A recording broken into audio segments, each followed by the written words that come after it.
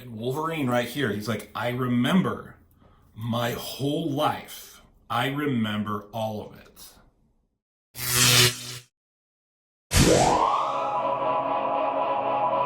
Hey everyone, welcome back to Norton Reviews, and we are finishing up House of M number 8, written by one of my favorite writers, Brian Michael Bendis, and one of my favorite artists, Olivier Coipel.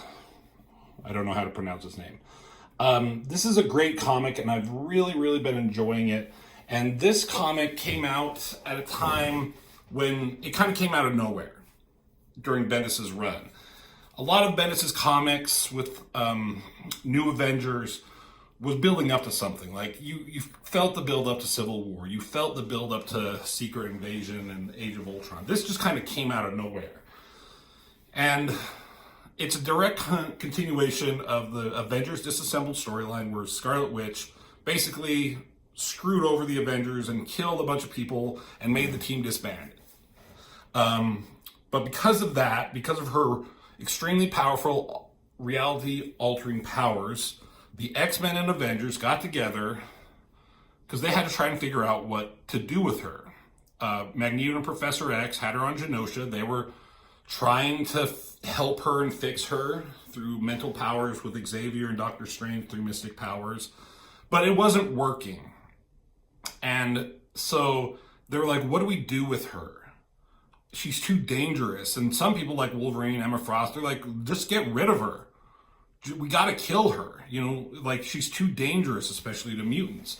And the Avengers were like, no, she's our friend, even though she killed a lot of us, and it was a mutant who killed these beloved Avengers, which turned humans even more against mutants. They're like, we need to save her. So they decided to go see her on Genosha, but when they got there, she wasn't there, and they saw this bright white light that basically changed everything. It created a new reality called the House of M. And in this reality, that Scarlet Witch changed, and it seemed like Magneto was the one who coerced her into doing it. Mutants are the dominant life forms on the planet. Humanity is being slowly evolved out of existence. But Magneto's a hero. Spider-Man got what he wanted. Gwen Stacy is alive. He's married to her and has kids with her, and he's kind of a hero. Ms. Marvel is like the greatest superhero ever. Scott and Emma from X-Men, they're married. Everyone just has like a better life. Captain America never like fell into the ocean, so he's just an old man. Things are like going pretty well, but Wolverine, he always wanted his biggest wish was to have his memories come back, because, you know, Weapon X program, he doesn't remember anything. So he remembered everything, including his own, like the true reality of the Marvel Universe. So he was the only one who knew. So he was on the run, and he was able to hook up with some people like Luke Cage and some other like underground heroes who were fighting a cause for whatever reasons. And they had this little girl, this young girl named Layla. And she also remembered this previous reality. And she has these powers to kind of unlock those memories in everybody. So she was able to start doing that. So her and Wolverine and the rest of them were slowly starting to unlock all these major characters' memories. So now you got this group who knows that this is not the true reality. And there was some debate, some philosophical debate amongst them, like, this is a good reality. Why don't we just leave it how it is? But others were like, but it's not real, and it's not fair to everyone else, and blah, blah, blah, blah, blah. So they decided they had to go confront Magneto and Scarlet Witch on Genosha. They're doing this big House of M gala event. So there's a huge battle between the House of M and the Marvel heroes. Lots of death. Like, no heroes were dying, but just a lot of destruction. And Scarlet Witch was nowhere to be found, but she was like hanging out by herself with her 2 children, her 2 young boys, who were not real. She didn't give birth to them. She manifested them. And Doctor Strange was talking to her, and she understands that, like, hey, yeah, this isn't real, but everything's fine. But then she finally realized all the war and chaos and destructiveness that was happening because of her. And Quicksilver was around, and he was trying to protect her. And you find out that it was actually Quicksilver the whole time who convinced Scarlet Witch to make this new reality. Magneto had nothing to do with it. But they were using Magneto's name for it, and Magneto got pissed, and I think he did something to Quicksilver. It's kind of hard to tell. But Scarlet Witch, that pissed her off, and she, in the last issue, she confronted Magneto, and she blamed him for all the misery that's happened in her life that he's caused because of his crusade for mutants.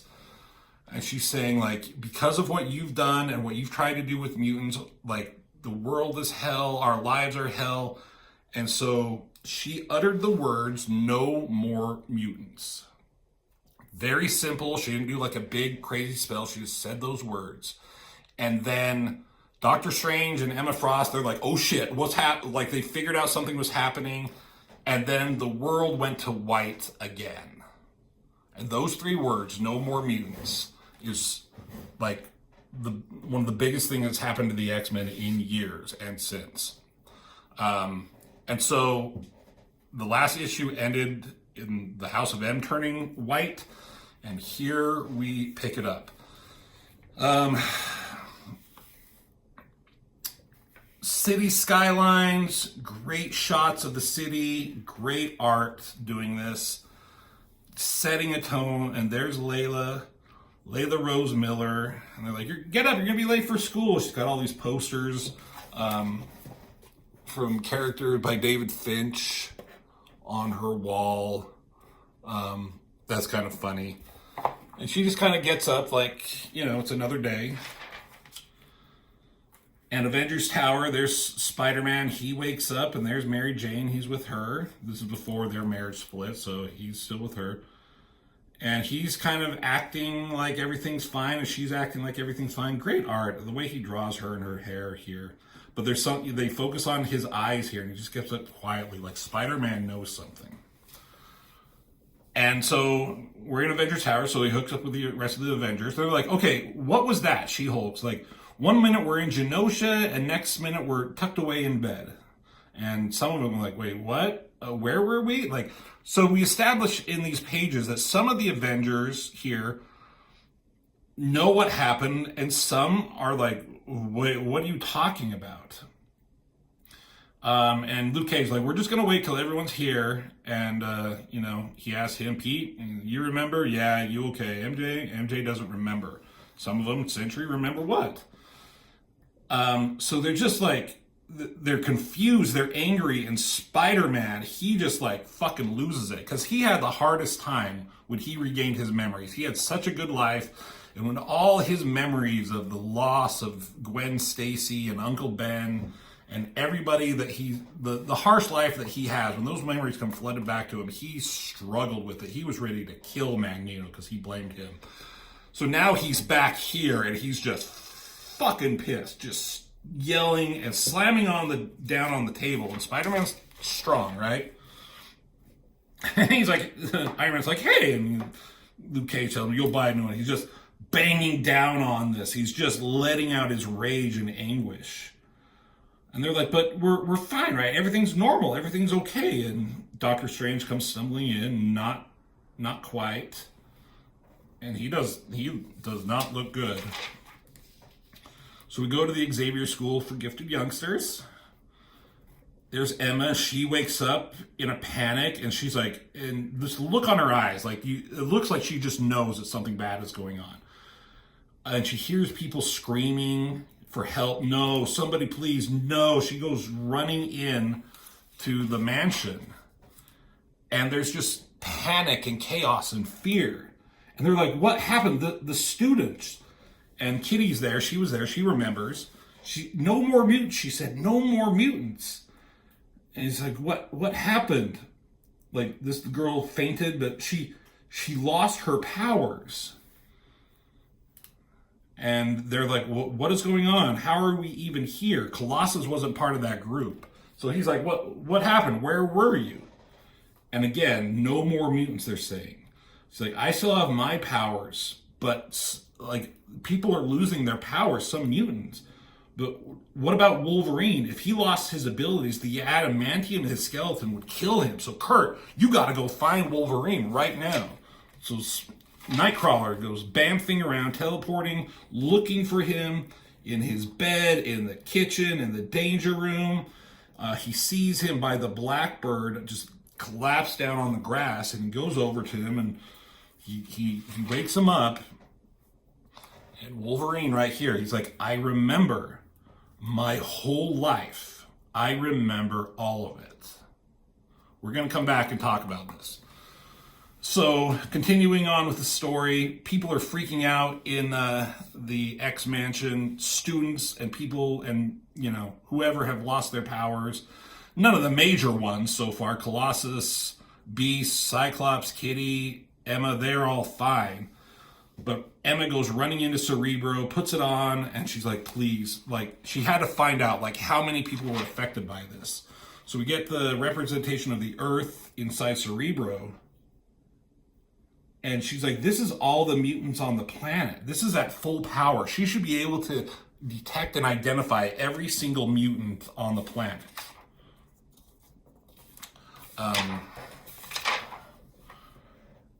And she says there were tens of thousands, maybe almost a million, but not anymore. Now you just see these sporadic dots.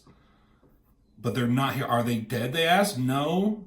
They're not dead. They're just not mutants anymore. A lot of them are humans. I bet a lot of them are very happy about that, but some others are like, this, what happened? Like, and Emma's freaking out. I tried to stop her. I tried. Like, where's Wanda? I don't see her. I don't see anyone. Like, find Xavier. Where's Xavier? He's like, he's not, they can't find him either. So we're going to just look at this ad really quick. This was like what came directly out of this decimation run. This homage to giant size X-Men #1, but they're all skeletons and dead. Dark Secrets rise in the wake of House of M. And some other, just all the comics that are affected by it. And a new one called Son of M, where Quicksilver was on the run. I never read that. So this 198, so where there were tens of thousands or almost a million, now there's about 198 mutants left in the world. So that is a significant number. That is borderline extinction. So there's still the chaos. This is Danielle Moonstar. And I don't know what's wrong with her, if she lost her powers or not. But they're still arguing, like, Colossus is still like, what? Remember what? What's going on here? Colossus, remember what? Emma's trying to figure out what happened. Did she delete the mutant gene from everyone? Or did she just repress the mutation? Xavier would know what this is. And then somebody says, well, at least I know it's not just me. Thought it was just way hot in here. So what? Is that it for Iceman? So apparently Iceman lost his powers. And they're like, oh God, Bobby, not you too.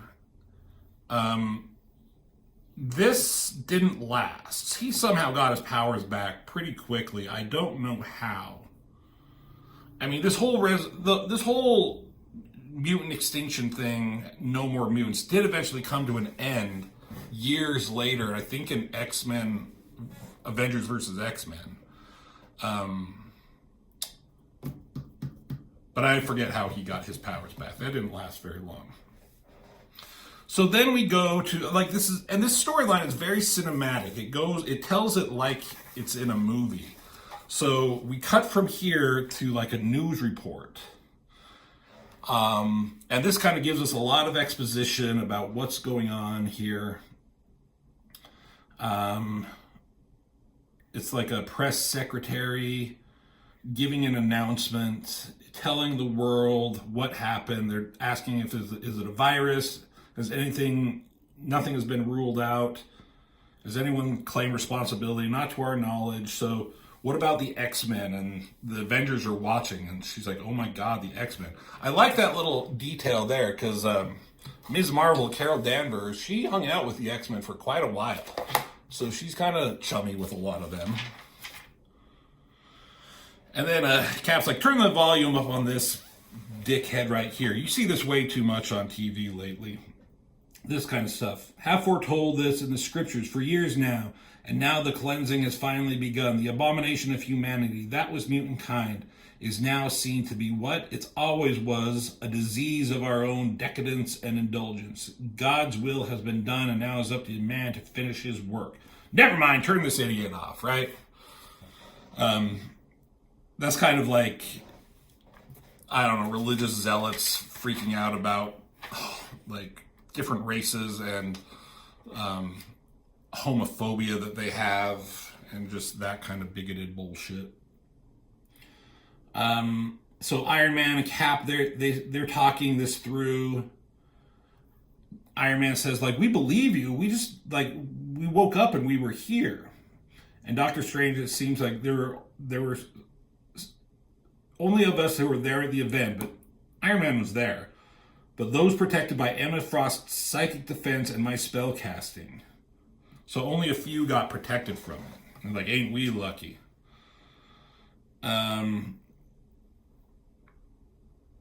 So Doctor Strange takes some responsibilities. Like, I failed completely. I'm meant, as Master of the Mystic Arts, I'm meant to, like, prevent shit like this from happening. So Spider-Man's like, can you take out the memories? Just so I don't remember, like, the good that I had. He's like, I'm sorry, I can't. He freaks out. He's like, said take it out. But Caps, he's like, just don't. And he calms him down. And as they're talking, Jarvis the butler comes in. He's like, sirs, there's someone at the mansion. The mansion that was destroyed in Avengers Disassembled and hasn't been rebuilt, and it's abandoned. So the Avengers go there, and they were walking through. They see this arrow. What is this? And they see Hawkeye's old costume, like, shot with arrows on the wall. And also a news clipping when Hawkeye died. He died during Avengers Disassembled, but he came back in House of M a few issues ago. It was kind of a big deal. And they're like, what does this mean? What does it mean? What it means is that's basically how Hawkeye was resurrected. No one stays dead in the Marvel Universe. Hawkeye came back, and through House of M, that was how. So we go cut to Genosha, and here's Magneto in the ruins of when Genosha was decimated by that Sentinel and New X-Men. And he's trying to use his powers on this fork, but apparently he's lost his powers. Where is she, Magnus? The X-Men are there. They're looking for answers. Cyclops shoots down. He's pissed. Where is she? Where's Scarlet Witch? I don't know. Wolverine's fucking on him. Not fucking on him. Fucking got on him. Yeah, you know what I mean. Lost your powers over metal, have you? I didn't. So Wolverine's ready to do something to him. He tells him to stop. Where's Xavier? I don't know. Where's Pietro? I don't know. Where's your daughter? I don't know. He's not lying. And Kitty's like, guys, he didn't do this. Yeah, but he deserves every second of the rest of his crap sapien life. When we find your kids, and we'll be sure to say hi for you. And so it goes into another news report or an interview where they're talking, and it talks about what just occurred and what the implications for it are, as it also goes through this scene of this young woman who we can believe to be Scarlet Witch in a small village, just kind of going by, in a peaceful life.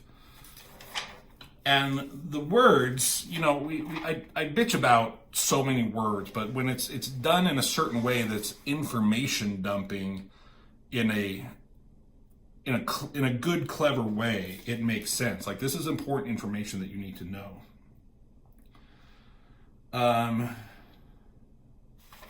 They say, think about this. How many people are we talking about? Tens of thousands of mutants, hundreds of thousands of mutants, and all those mutants, how many actually controlled energy? Our entire energy fields are, or produce energy fields, or wielded any number of elements that affected our atmosphere or the magnetic fields that hold the planet, weather system in place. This is off the top of my head. All that energy, it didn't just disappear. Where did it go? Sir Isaac Newton's third law of physics, everyone knows it. For every action, there's an equal and opposite reaction. So you get this shot. I love the camera is... Rusty, what are you doing? Quit licking the butter. Rusty making its obligatory appearance right at the end. Get your tail out of the camera. So the camera is pulling back from Earth. It goes into space, and then you see this flash of energy. So there's an opposite, equal and opposite reaction. What will be the reaction of this? So I'm going to talk about a few things in here. First off, with this energy and this reaction, I'm not entirely sure what happened, because I thought they expounded on they explained this and dealt with this in a later issue of New Avengers, where it basically went on to some other mutant, I forget who, and this guy had like all this energy, and the Avengers had to deal with it. But in the Onslaught Reborn comic that I've been reviewing, we're going to do the final issue of that. They said that they talked about this No More Mutants thing, and all that energy went and created Onslaught again. So I don't really know what happened with that. Like I said, so this changed the direction of X-Men comic books for a long time. They were really dealing with like an extinction agenda, right?